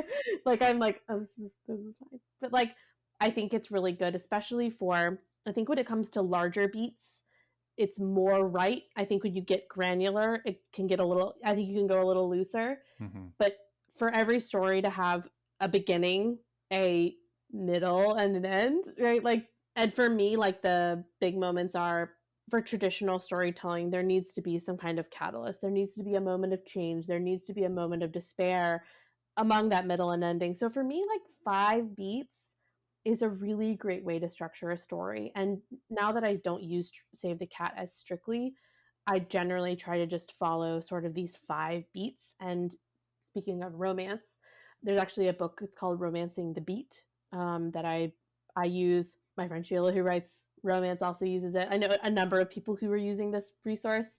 And it talks about story beats, but for a romance novel. So intro, the first one, the second one, the meet cute, there's an inkling, a moment where you go, is this going to work? And then there's deepening desire. And then the point where they should probably kiss. And even within romance, that they're like, when you're talking about structure, there is a structural like pattern to romance as well. And it sort of fits within Save the Cat. And also they can work like parallel or intertwined. So I think in general, when we're talking about structure, it is dangerous to go too far in any direction, as with anything. I think if you are like a hardcore structurist and you are like, my novel has to follow this beat here, here, here, and here, you lose the soul of a novel. And I think if you go too chaotically, your readers are not going to enjoy the story. It says, the person saying this is, I have read things that I closed it and I was like, what the fuck did I just read? Like, what was this? What was this absolute chaos? Like, yeah. I think, like, again, and this is Western storytelling, the type of books that we're reading, we need some kind of structure, because what we want to see in our stories is characters. We want to see them grow. We want to see them change. Like, you've got to give me something. And so I believe in structure, and I also believe in that structure being dotted, squiggly lines drawn in pencil. We're talking about first books and first drafts, and my first book, first draft, was a shit show. Yeah. Absolute nightmare fuel. Same. Yeah. What can writers who haven't finished or haven't even started that journey in the first book, what are some of the things they can learn from the chaos? I think that there is something really important about, and people who know me are going to laugh when I say this, and you probably don't know me well enough to be like, this is rich coming from you, but there is something like really profound about embracing like non-perfection, embracing the mess, and letting things be not good. There's a creator that I follow on Instagram. Her handle is like Inspired to Write, and she like actively encourages you to make shitty art. And I have embraced that. And I think that when we let ourselves make things and we let them suck, only then can we make out to do the thing that we really want to do. Because the point to me is growth. The point to me is the getting better. The process is taking this thing from this like seed of an idea, this ugly little thing, and making it beautiful through refinement. And I think that like when you do that in art, you can like also learn to do that in your own life. And when you embrace like your shitty art, you can also learn to sort of like embrace your like shitty self.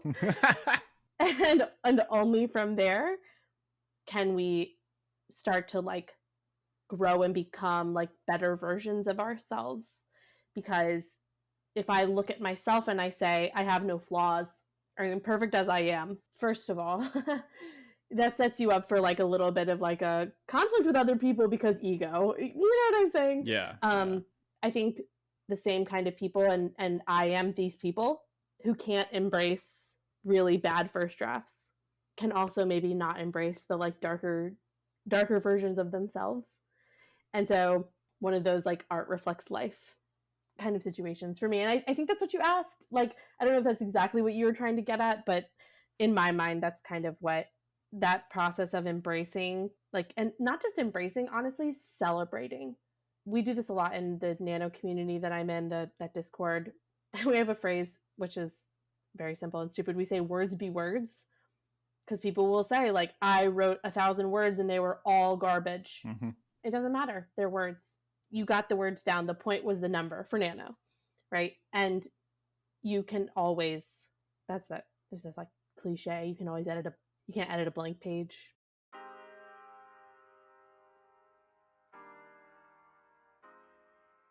All right, going pro, and I've been tinkering with this entire section and embracing the fact that it has probably been shit in terms of my wording for a while. So I'm experiencing a little bit of ego death with that one, and it's been pretty cool. The the idea of going pro for me initially was a when did you start writing full time kind of thing. The metric there is skewed toward a subset of writers, when in fact the majority of writers are not, by that definition, air quotes, pro. So as I'm going through this and I'm just perpetually working out what it sounds like, I guess the question now, Liz, is when did you become the writer you've always wanted to be, or are you still working on becoming that person, that kind of pro? Does that process ever end? I think I am right now the version of the writer I want to be. And I think that will evolve as my life and projects change. 2 years ago, I would look at this version of myself and be like, wow, that's it. 2 published books, a writing routine. I think because I didn't have like big dreams as a kid of being a writer, and I haven't spent my life being like, I want to be a writer. I don't even actually have the desire to be a full-time author. I really like that writing is my side thing. I work a 9-to-5 job that's sort of like good enough. It pays the bills. I like it. I enjoy it. And writing is my joy. And that is what I want out of my writing life. I want writing to always be a joyful thing for me. And so I think, at least for now, like, done, check. Writing is bringing me joy. I have a semblance of a routine. Do I wish I was able to put out maybe a couple, like 2 books a year instead of 1? Like, sure. And I'm also like pretty content with where things are. So yeah, I think in 2 years, I hope to be maybe a little more efficient, or maybe have a better routine besides sort of my like go hard, rest hard, But I think right now where I am in having routines, in having published 2 books, and by published, I just mean like, for me, the point was just sharing my art. If it makes money, that's cool. Like, I just wanted to make enough money to sort of sustain the next project. But the fact that I get to share my art with people, the fact that people are like, hold my words in their hands and consistently come back to me and tell me that they enjoyed that experience, talk about high. Like, that is a hard drug. Yeah. I mean, that kind of external validation, right? That kind of like, really not even the external validation of it, but the experience sharing.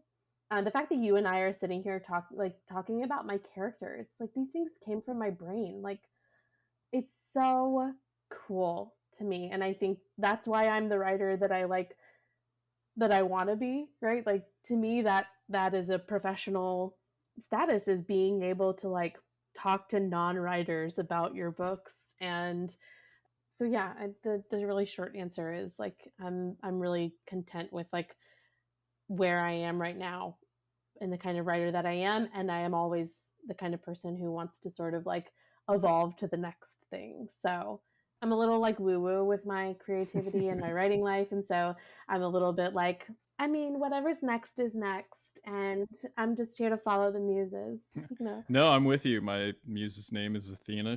I got her tattooed on my shoulder. Oh, just an cool. owl. Yeah, and there's a room for woo, and guys like Stephen Pressfield, authors like Stephen Pressfield, all kinds of folks are really good at making a delineation between where's room for woo and where have things been wooed that need to be de-wooed, Yeah, and sitting down, getting your ass in the chair and treating this thing like something you love enough to share in a way that's true and yeah, meaningful.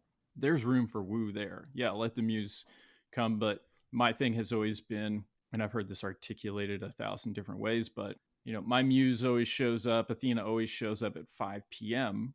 because I always sit down to write at 5 p.m. And if she's not ready, I'll make sure she's ready at 5 p.m. I wanted to ask you about this. With romance, it's interesting. Most writers are pretty good, some not so good at keeping themselves out of their stories. But we still express attitudes and opinions that we either agree or disagree with. I've written villains that I am vehemently opposed to in terms of their worldview. I've written people who I'm completely in alignment with in terms of sentiments like hope or perseverance. The So I wanted to ask, if we're looking at something like Love Again, how much of you is in Love Again? let me say something kind of funny first, and then I'll give you my more serious, deep answer. I actually I have an Easter egg in my books, in all of them, and I plan to continue doing it going forward. That I dog on Game of Thrones season 8 Oh yeah, rightly so, by the way. in every book. So in Love Again, there is a Game of Thrones season 8 moment, an Easter egg in there, and then in Deja Vu, there's another moment. And I will continue to have my characters talk about how Game of Thrones season 8 is. In fact, were you a big Game of Thrones fan, like at the time, like following it? Were you on Reddit or anything like that? No, so what I always do is I wait for a show to punch out a couple seasons, I bender, and then I wait again, and what I'll do is rewatch like the season I left off on. Yeah. But I watched season 8 by itself, standalone, and it was a shit show. In terms of story arcs, IOUs that were left unfulfilled, just plot holes, people teleporting. Horrible storytelling. You want to talk about structure? Where did it go? Well, like even in terms of siege warfare, that final portion where you have catapults in front of the infantry out in the middle of nowhere when you have perfectly good walls, like this is bananas. Like it's just that's the stuff that got me. Like I'm thinking about the Romans. You know who could think about the Roman Empire a little more? David and David. That's who. Danny just sort of forgot about the fleet. It's like, what? What are you talking about? So I don't know if you remember the discussion, like everybody was talking about how they were like, we're gonna subvert expectations. Yeah. It's just a clever way of saying like we don't know what we're doing, so we're just gonna write past it. Yeah. So Mara says, "What's wrong with subverting expectations, Jackie? You watched Game of Thrones, didn't you?" And she said, "You want this to be your Game of Thrones season 8? Did you enjoy that season? No, it was garbage. Exactly. No one liked that." Yeah. That's the exchange. So I have another exchange in Deja Vu. Like when I say like I put myself into, I try to do it in like little ways like that. I try to do it with little personality things, little details. In the first part of Love Again, Mara talks about the smells in her grandparents' cabin, Budweiser and lavender. That my grandfather smelled like Budweiser. When I smell beer, I think of my grandfather. So that was like a little detail. So things like that in like sort of a larger, more like intangible way. Love Again is a story of healing, all the ways that like love heals us. And it isn't just romantic love, it's the love of her sister, friends. It's the way that her creativity is part of that healing process, and how these two things are, the connection between mental health and creativity. Which I loved, by the way. I was nodding my head so much while I was reading that, because I had that kind of breakdown period. I didn't write for a year and a half, and I was just reading that going, yep, that's it. Yeah. The way that burnout, mental health, the way those things can steal your creativity. and it feels so out of your control, and you feel like you should be able to produce and output, and you just can't. I understood a little bit of that personal, right? Like the years that I was in church ministry were not great, and was super burned out and was in not amazing situations, and it stole. Like I didn't do anything creatively for years, and so that first year I did NaNoWriMo, I wrote a dystopian novel because what I needed at the time was to write about a girl in this oppressed society who escaped and found freedom. And the name of that book is called Finding Freedom. And I needed that. And so I wrote that story. When I wrote Love Again, my original plan was to write it about an experience that I had in college. My boyfriend and my best friend like hooked up behind my back. Like he cheated on me with my best friend. Been there. Which, yeah, it's not fun, right? Yep. And in Love Again, that's a little bit of Mara's backstory is that her longtime partner was sleeping with her best friend. They got pregnant, and then Mara left. And so I originally set out to tell that story, like this like crazy college experience, because the situation was just like wild. And what I ended up writing instead was the story of a girl healing from the thing. And it wasn't important, the thing that happened. It was sort of like that healing journey. And so Love Again is probably more personal to me, like more deeply entrenched sort of like into my soul than maybe Deja Vu, which is a little lighter and funnier. And the things that are similar is like my main character and I had the same personality, Enneagram number for Deja Vu. So whereas like in Love Again, those moments of healing, those moments of falling in love again and learning to trust somebody after being betrayed, like those are all deeply personal. Writing Love Again and revising Love Again was hard for a lot of reasons. And one of those is, how do I put my soul on paper? How do I express the feeling of this thing in a way that other people will read this and feel it too? So I definitely think that I am in love again. I think like my soul is stamped on those pages in a really deep way. Whereas with Deja Vu, you can see me in small ways in the story, and people who know me will have a good time. My book that comes out after Deja Vu that I'll publish in 2024 is sort of my ode to theater kids as well. The story follows a side character from Deja Vu and her love story, and she's acting in a play, and so it's very like theater kid. So I will also be stamped all over that one. I don't believe in keeping yourself out of novels. I actually think it's like great.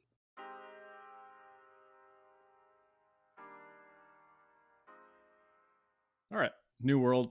Liz, how are you different today compared to when you first started out as a writer? We're looking at why we write the things we write, the genres we've chosen, among others, the motivations, incentives to continue, health, mental health in particular, all these things that clearly you've learned either the hard way or the fun way. So, what kind of person are you today compared to when you first set out talking with a friend and saying, I'm going to write a book? Yeah, I am slightly less naive about what writing a book looks like. So maybe like slightly less delusional about that process and how difficult or easy it is. Certainly, I'm more conscious about the technical aspects of writing a book, which maybe is not for the better. I actually think that first-time book writers have this like sweet naivety that you can never get back after you've like revised one book. Like, I think once you've like gone through revision and edits, it's really hard to go back to being a drafter. And certainly that's just the nature of the cycle. But I fight with my inner critic a lot more than I used to. I think I used to be able to silence my inner critic because I didn't know. And now I know things. And so I have to be more conscious about ignoring that little voice in me that's like, you described that terribly, blah, blah, something, or like, you didn't describe this room at all. Which my critique group, if they listen to this, will read that and laugh because they know I hate describing things. And now when I write drafts and I describe things, I'm like, Look at me. Look at me go. There are birds in this scene. We're in a room and there's a rug on the floor. Like, way to go, me. Yeah. Right? Like, and I talk to other writers who have similar experiences. You just become more conscious. Whereas I feel like, that first, those first projects, you really just got to kind of delusionally, blissfully write and pretend like it didn't matter. And when you're not, I think there's also a difference between, my first couple times writing, I wasn't thinking about audience and I wasn't thinking about readers. Mm-hmm. And now that I'm publishing, I'm thinking about readers. And I don't necessarily want that to creep into my writing. I think that can be really dangerous. That was my question, is how much do you give to the reader and how much do you say for yourself? P.L. Stewart and I were talking about this, and I might be putting words in his mouth, and if that's the case, people can go listen to it and like and subscribe. He pretty much said something, if I'm capturing it, that it's for him. It's for the artist, because that's what we are, artists. It's not just the visual media. We're creating art. And no matter what their expectations are, ultimately it has to be for you. Because if it's not for you, it'll show on the page and it'll read like shit. And I've written shorter stuff to the market, and there are so many flaws in that rationale. We could talk about that for an hour straight, but yeah. So you're reluctant to have that feeling. I too experience this. If I'm kind of asking you the same question, or PL's conclusion, does the reader have any place in the creative process? No, I agree. You're creating art and you have to do it for yourself. And I have conversations with writers who think about who will get reviews and question, should I have done this? Should I have done that? Should I change this for my next book? And the answer is no. Because the only voices that matter about your art are the voices that you choose to trust, right? I have a select group of beta readers. I have select critique partners, and they get to give me opinions on my art. And those are the only ones that matter. And they're still just opinions. They're suggestions. Correct. Is what I always say with critique groups, is these are suggestions, and whatever weight they have is the weight you lend them. Yep. I have like a rule with I have 3 beta readers, and I have a rule that if one person says it, it's an opinion. If 2 say it, it's something to look at. And if 3 say it, it's a problem. That's a great idea. I like that kind of statistical approach. And having more than 3 beta readers, my first, both books, I had like 5 beta readers. And I have found that 3 of those trusted voices was enough. And so for my next round, I'll probably just do those 3 voices I really trust. But I think for a new writer, if you're getting beta readers for the first time, get 5 or 6 people. Mm-hmm. And then in that case, you're doubling it. If 2 people say it, it's an opinion. If 3 people say it, check it out. If, you know what I'm saying? Like scale that to how many readers you have, beta readers that you have. I don't apply that same rule to reviews. If I'm reading, although I will say, it's hard to say, if every single review that I read said the same thing, I might think differently. But that doesn't happen. It just doesn't happen. I don't, this is my hot bookish take. I don't like Sarah J. Maas, and I don't like A Court of Thorns and Roses, that series. And this is a perfect example of why you can't change your book for readers, because somebody else loves that book and everything I hate about it, they didn't care about. And that you can't let readers like into that process, into that art making process. And once you have read reader reviews, you have to be so intentional during your drafting and revising process to actively clear opinions. So I think that's the difference, is like what I'm getting at, which is I never had those voices before. And now I have to be super conscious thinking about what other people will think of XYZ. So I don't know that I definitely, there are some ways that I've changed for the better, grown for the better. I also think that publishing makes being a writer just presents more challenges. And I also, like, as you asked the question, kind of thought that I still have held on to this core of why I write, that this, like, I am a creative person and I do this to fulfill this creative piece of me. And I think if anything, I have become more of that version of myself. Like I think when I started, I was like, oh, I'm writing, this is fun. And now I very seriously I call myself a writer. If somebody asks me about my life, I have to talk about writing. It is an essential part to who I am. I'm divorced. When I start dating again, this will be an essential part of the conversations. Mm-hmm. That writing is part of my life. There will be seasons of my life where I am less available because of my writing life. And I think that's something that years ago, I didn't take myself seriously like this. And now it's like, it's deadly serious to me, right? And also I hold it loosely that there are things more important in life than my creative projects, right? Like people, and that's it. No, that's it. Just people. People are more important than my creative projects. And like, if my sister is in town, like, and I have to write, I'm going to go see my sister. Like, so I think before it was just, this is fun. And I think I'll just try it. And now I just like, I take myself seriously. And I ask other people to take me seriously too.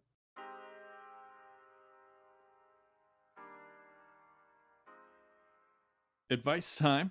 One of my favorites. We talked about a lot of good stuff. You've had some fantastic suggestions for people across the spectrum in terms of where people are in their writing. But if there's more specific stuff, whether it's mental health, physical health, habits, goals, what kinds of advice do you have for other writers, Liz? For people who do not consider themselves writers, but think that they have a story idea or a story inside them, let me just say that not everybody has that. And so if you do, it's time to write your story. And my advice is to do NaNoWriMo. Is to try NaNoWriMo. Yeah. In fact, it's my advice for everybody, because even if you're a full-time writer who has an established routine and all of that, getting in community with other writers in this like really hyper specific compressed scenario, it's a really cool learning experience. You meet other people with like different, it kind of expands your idea of like what a writer is, because writers are not just people who write year round. Writers are not people who all have an interest in publishing. Like I have met writers who have no interest in publishing. They just want to write. Mm-hmm. And people who just want to show up and do Nano every year and never want to edit. And it sort of took my black and white view of what everybody wants to write and publish and whatever. And everybody wants to write and traditionally publish or, whatever. It really expanded my view. So first of all, doing that challenge is like, you will find that you are more capable than you thought that you were. And that itself is just, it's beautiful. Chef's kiss, beautiful. Chef's kiss. To people who are writing, my first piece of advice is to own the title writer. If you write, you're a writer. It doesn't matter if you write poems, maybe then you're a poet, still a writer. Yeah. It doesn't matter what you write. If you write, you are a writer. So embrace that title. For writers looking for more structure, I love Save the Cat, again, from the beginning. For romance writers, Romancing the Beat is a great resource. Use it loosely. I use it very loosely. Jane Friedman is a great resource for writers thinking about publishing, especially self-publishing. She has actually great content on both trad and self-publishing. And so for writers who are thinking about publishing, she is a great resource. My other piece of advice for writers who are thinking about publishing and they can't decide between, this is very niche. This is for writers who cannot decide between wanting to traditionally publish and wanting to self-publish. And that is thinking about, I call it finding your creative values. I actually think all writers, whether or not you're thinking about publishing or not, think about your creative values, which is what is important to you about your writing life and using that as a way to guide decisions. So I decided I always wanted writing to be joyful to me, which means that when I need to rest, I rest. I don't push myself. Because it's a value that it brings me joy. And writing is not going to bring me joy if I am, example used earlier, if I have a migraine, which I do get migraines, and like it is not going to bring me a lot of joy to try to push through a session. And I have often found that actually just like listening to my body and like resting gives me double output the next day, which is like another piece of advice, which is listen to your body. But going back to creative values, right? Like I want my writing to bring me joy. And is it going to bring me joy to create a routine? Yes. To like do this on a regular basis? Yes. So I'm going to do those things, right? How did it help me with publishing? I did research. I recognized that traditional publishing is full of waiting and rejection.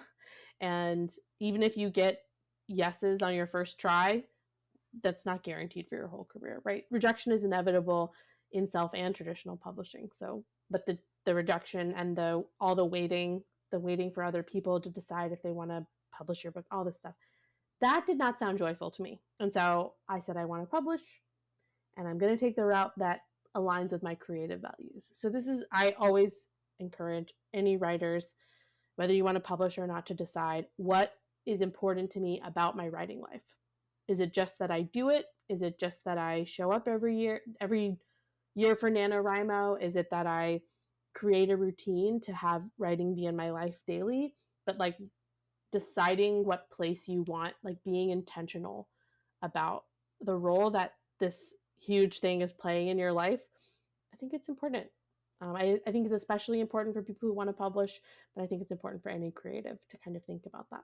And then thinking about listening to your body, this like other piece, you're talking about mental health, you're talking about physical health.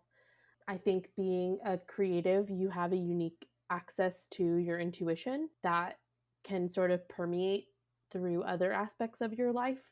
And I think that being an intuitive person just means like listening to your body. And that means that if you're thirsty, you drink, and if you're hungry, you eat. And it also means like if you are not well, not writing. Even if you have a goal, if you have a deadline, and you have to trust that taking care of your body and like resting when you're sick or unwell or whatever could actually help you give you a greater output the next time you come back to it. And that's not to say that every time you're tired or don't feel good that you shouldn't write, because there are times to push through, but it's finding that balance. First of all, it's work. And second of all, it's worth the effort to like, I'm tired, I'm going to try writing anyway and seeing what happens. I'm tired and I'm going to take the night off.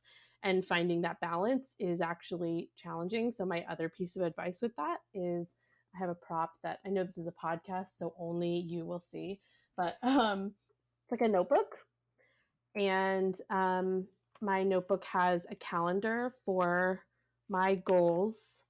And you can like see I have like little stickers because I love stickers. And so I created goals, I wrote it in my calendar, and I gave myself a sticker whenever I met that goal for the day, and found that really worked for me. Like I love a rewards-based system. But the other thing I do is that this notebook has just blank pages that at the beginning of every writing session, I write down like my word count goal or my edit goal. And then at the end of every writing session, I journal about it.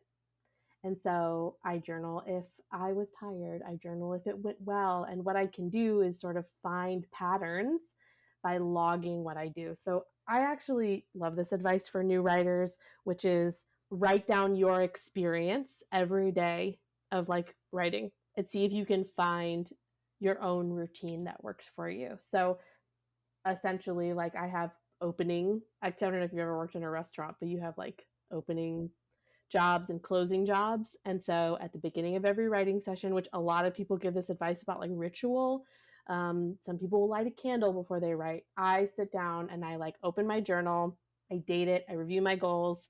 And then at the end of every session, I log, this is what the experience was like for me. And sometimes I'm writing about the actual, oh, my characters need to do blah, blah, blah. And sometimes I'm writing like, I was tired, but I still managed 700 words.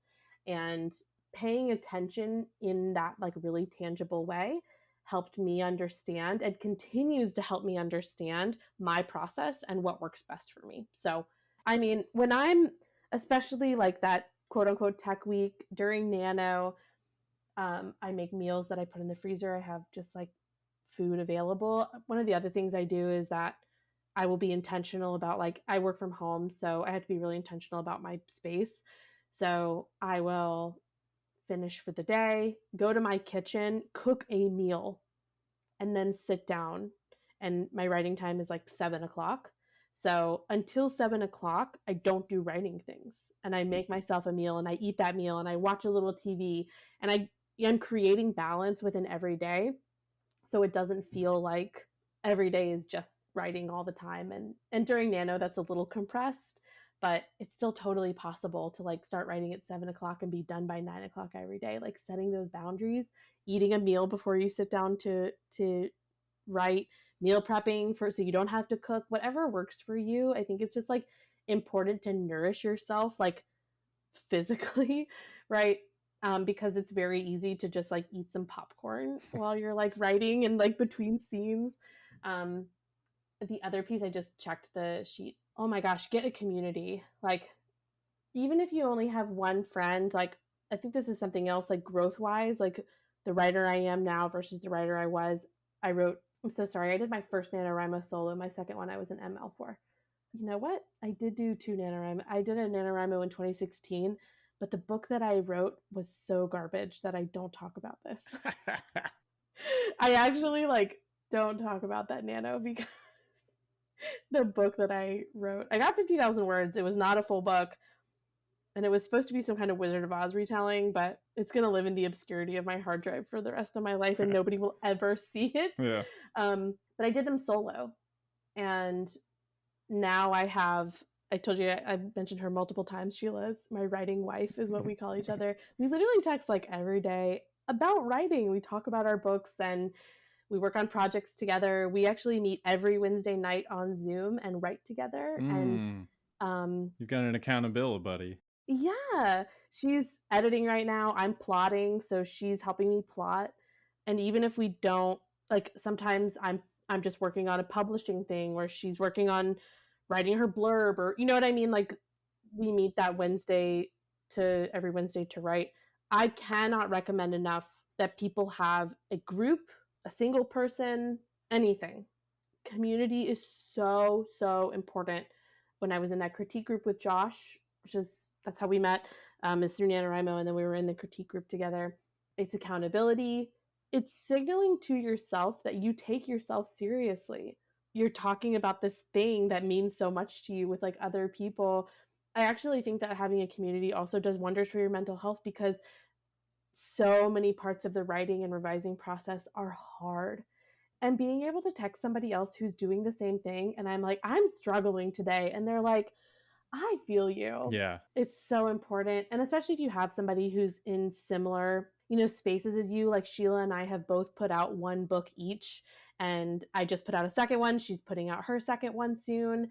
And so we're in similar places. Like, we're both talking about things that we are each experiencing. It's not like I'm talking to somebody about publishing who's never published before, right? And so having community, people who are doing the same things as you, it's vital at the very least, so somebody can say like, I see you. And I think being seen in that writing process, this is probably the one thing I miss the most from theater, is that theater is so collaborative and writing is not.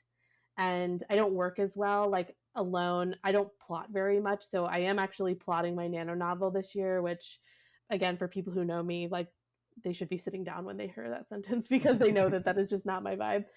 And I can't plot alone. Like, Sheila is like sitting there with me. I'm talking things out with her. I'm verbalizing it. I need that collaborative energy. And I think people don't realize like how helpful collaborative energy is for writing, especially if you've only ever sort of like written by yourself. So to me, like, the most important piece of advice I could give to any writer, like, of all the things I've said, the number one thing is like, get in some kind of writing community, writing buddy, critique partner, whatever it is. Liz, this has been an absolute delight and education. I've been writing them all down. Let's see. We talked about tropes and conventions. That was excellent. I'm more romance savvy. As far as books, the actual romance thing, don't even try. It's a mess. Nano, your hot take has overridden my hot take. Oh my gosh. Yeah, mission accomplished there. Success. Yeah. Are you going to try it this year? Absolutely not. Okay, next year. Next year, okay? I don't know if I know how this sounds, but like, I write like 40,000 word chapters. Like, for me, I write on average 3 hours a night. I feel pretty good about it 6 days a week, sometimes 5. I don't know, it varies. I feel pretty dialed in with my process. I like the idea of the community. I miss that when I had a writer's group for a couple of years. That was great. I miss the accountability buddies. I do miss that. I don't know. I've never had the nano itch, but I fully recognize the utility there. It's a very robust community, and like you were saying, has really helped kickstart for some people their writing journey. And I've talked to, aside from yourself, I've talked to numerous people now who've benefited directly from nano. I don't think I'll be doing it, but I definitely have a greater understanding and admiration for it. Good. I'll take that. There you go. It's a win for sure. That's my olive branch. A win is a win. Yeah. No, it's just all the stuff you're talking about today. I mean, how much of your art is beholden to the reader, to the critic. Ultimately we're on the same page, which is I don't owe them shit. This is our art. So if they like it, amazing. Love that for you. Love that journey for you. If you don't like it, them liking it is just a happy accident. Yeah. Us getting the chance to chat because of Josh, happy accident. Wasn't intending to, but I love the fact that we've been able to chat about so many things. This has been awesome. So Liz Leiby, thanks so much for sharing your preface with us today. Thank you so much. I really appreciate you inviting me on. This has been a delight for me as well. So thank you so much.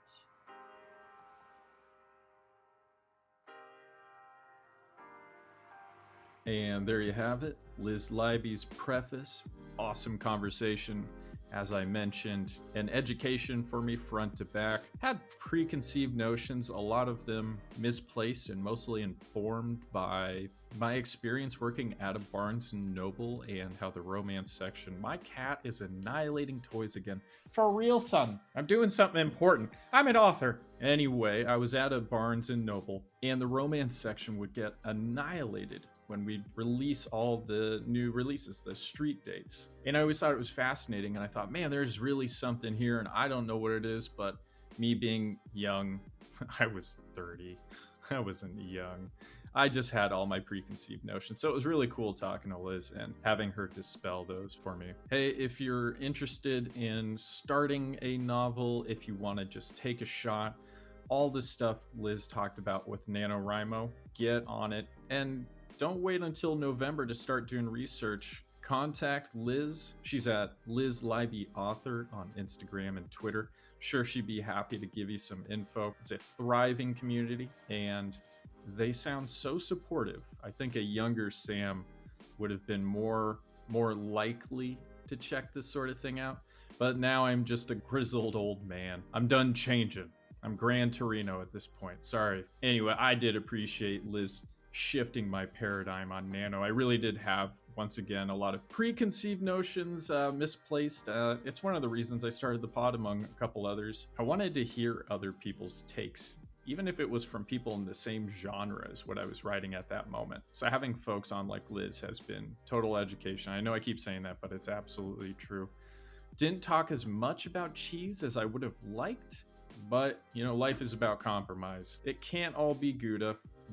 The coolest thing too, just like with P.L. Stewart, how much of the audience determines the direction of art or the artist's art. And I land firmly in the camp of P.L. and Liz, which is none at all. It's ours. And I've always thought of it as if people like it, that's a happy accident. Obviously, I love the idea of people loving an author's work and wanting to share it and being inspired by it. But ultimately, you got to do what you got to do. Never write to the market because it's a pendulum you'll never catch up to. Just keep doing your thing, whatever it is, no matter how niche it is. There are people out there who want to read it. So don't write what you think the audience wants, and don't change your whole shtick just because you got one bad review.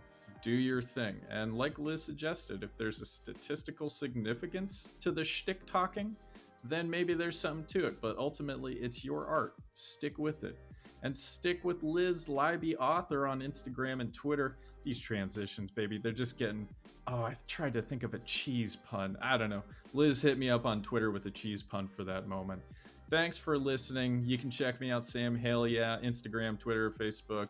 Samuel Hale on Patreon. If you want to throw me a buck, it's great. If not, It's all good. I appreciate the downloads, folks from all over the world. It's really cool stuff. So thanks again. I'm settled, feeling good. I got heat, baby. I got that momentum. Finishing the 4th draft of my novel. Can't wait to start sharing that with betas. It's all good stuff. So I wish you the best of luck in your writing endeavors. May your muse always be whispering on your shoulder. And until next time, stay humble, folks.